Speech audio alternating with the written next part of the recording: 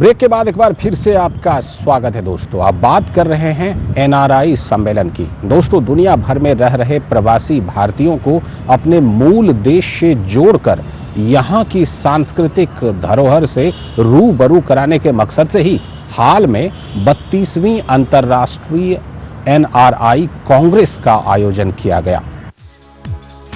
राजधानी दिल्ली के अशोका होटल में हाल ही में 32वीं अंतर्राष्ट्रीय एनआरआई कांग्रेस का आयोजन किया गया।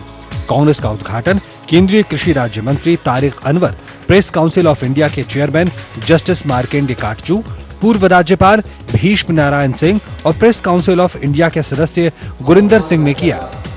सम्मेलन को संबोधित करते हुए केंद्रीय कृषि राज्य मंत्री तारिक अनवर ने कहा कि 21वीं सदी में भारत वैश्विक नेतृत्व करने की ओर अग्रसर है। इसमें प्रवासी भारतीयों की भूमिका महत्वपूर्ण होगी।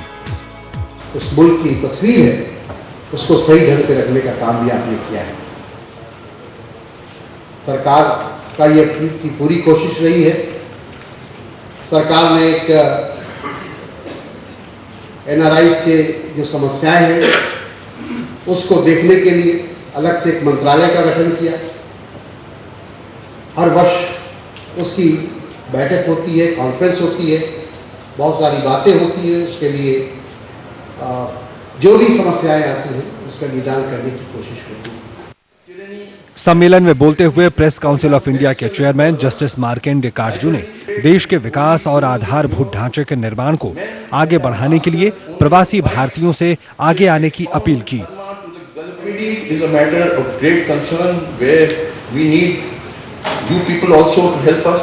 Because Indian society is in a very bad shape. You people love your home country.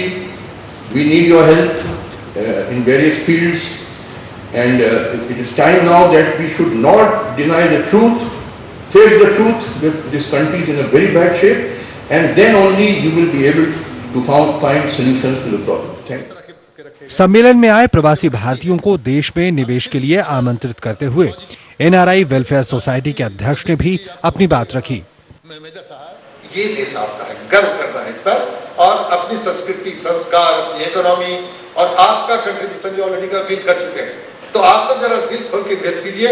India का फ्यूचर तो ब्राइट है, रहेगा। 2020 में you will be the most powerful economic power. This is the truth.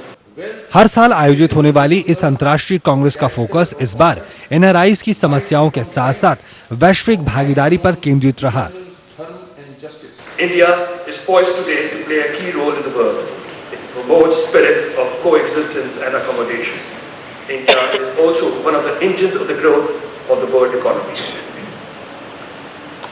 For the global Indian, the future is very bright. He is the future architect of the globalized village called Earth.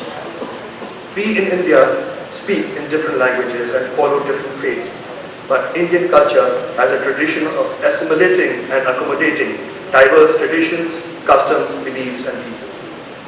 That is what makes India's society, Indian civilization, endure and flourish. सम्मेलन में भाग लेने आए राजनीतिक विश्लेषकों ने भी NRIs मेहमानों से देश के आर्थिक और सामाजिक ताने बाने की मजबूती के लिए आगे आने की अपील की। There is a great deal happening in India. We want all of you to plan long-term investment. And I would also appeal to some of you, there was a time and an opportunity when there was a brain drain. We would like to reverse the brain drain. I would invite many of you to come back and participate in our technical ventures, bring more technology, so much so that I would even go to the centers and come back and join the political mainstream, join public life. Bharat सरकार जो है वो हमेशा अपने NRIs को प्रोत्साहित करती है कि उनका इन्वेस्टमेंट हमारे कंट्री में वापस आए, और स्पेशली अभी तक जो ज़्यादा इन्वेस्टमेंट हमारा आता है वो निवेश जो एनआरआईज हैं वो अपने घर वालों को भेजते हैं, पर अभी तक because of the system of government उनका ये नहीं होता कि वो अपना इन्वेस्टमेंट यहाँ करें। पर अब भारत सरकार जो है वो इस तरह की नीतियाँ बना रही है कि वो सारा निवेश जो है जो भी एनआरआईज करना चाहते हैं उनको हम एक अच्छा प्लेटफॉर्म प्रदान करें ताकि वो हमारे देश में इन्वेस्ट कर सके। विदेश में रहकर भारतीय अर्थव्यवस्था को मजबूत बनाने में महत्वपूर्ण योगदान देने वाले एनआरआई ने भी अपनी सफलता का श्रेय कड़ी मेहनत और भारत भूमि से मिले संस्कारों को दिया। और हम यही कह सकते हैं किसी भी इंडियन के लिए कि अगर आप मेहनत करें and do anything you do it with the best of your ability. अगर आप बेस्ट करेंगे तो आप कामयाब होंगे। कभी धोखा ना दें, कभी झूठ ना बोलें, कभी गुमराह ना करें, बल्कि हमेशा सही काम करें और कोशिश यही करें कि लोगों को मालूम हो कि हिंदुस्तानी भी ईमानदार होते हैं, हिंदुस्तानी भी मेहनती होते हैं, हिंदुस्तानी को भी ट्रस्ट किया जा सकता है। यही सीक्रेट है। विश्व भर में भारत की ग्लोबल इमेज को बेहतर बनाने में प्रवासी भारतीयों की सराहना करते हुए आयोजकों ने भी उनके काम की सराहना की। ये है, हम NRIs को इनकरेज करते हैं, जो NRIs और PIOs all over the globe हैं, हम उनको इनकरेज करते हैं फॉर देयर एक्टिविटीज़। उन्होंने हमारे देश का नाम बहुत ऊंचा रखा हुआ है। हमारे NRIs इतने नासा में हैं, इतने डॉक्टर्स हैं, इतने इंजीनियर हैं, इतने साइंटिस्ट हैं, ग्लोबली हम उनको इनकरेज करते हैं सो डैट उनके मन में ये सेटिस्फैक्शन रहे कि उनकी मदर इंडिया भी उनको इनकरेज करती है। इस अंतर्राष्ट्रीय सम्मेलन का गुलाबी नगरी जयपुर में भी आयोजन किया गया, जहां प्रवासी मेहमानों की आओ भगत करते हुए मेजबान प्रदेश ने पधारो महारे देश की अवधारणा के अनुसार पावड़ों का सत्कार किया।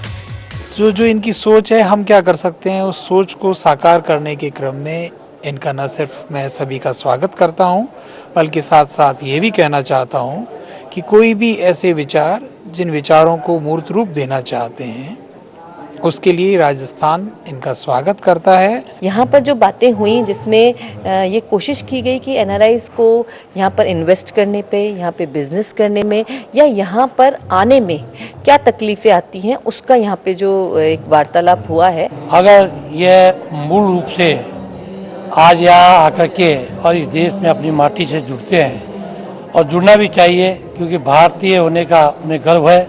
और निश्चित रूप से आज 48 से भी अधिक देशों के अंदर ये लोग ख्याति प्राप्त कर चुके हैं। गुलाबी नगरी में प्रवास के दौरान अतिथियों का मान सम्मान करते हुए मेजबान शहर ने भी उनके सम्मान में पलक पावड़े बिछाए।